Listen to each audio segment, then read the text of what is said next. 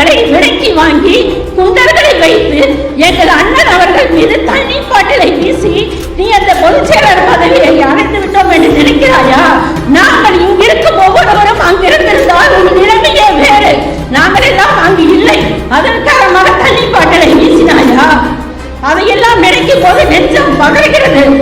அந்த எடப்பாடி பழனிசாமியை இந்த கழகத்தை விட்டு விரட்டி அடிப்போமா இல்லையா? தொண்டர்கள் நீங்கள் கூறுங்கள், விரட்டி அடிப்போமா?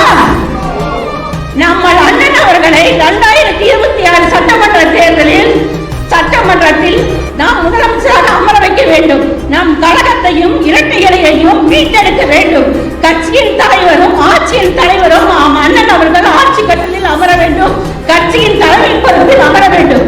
அதற்கு ஒவ்வொரு தொண்டர்களும் 1000 தொண்டர்களாக இருந்து எடப்பாடி பழனிசாமி போன்ற எட்டப்படை நாம் விரட்டியடிக்க வேண்டும்.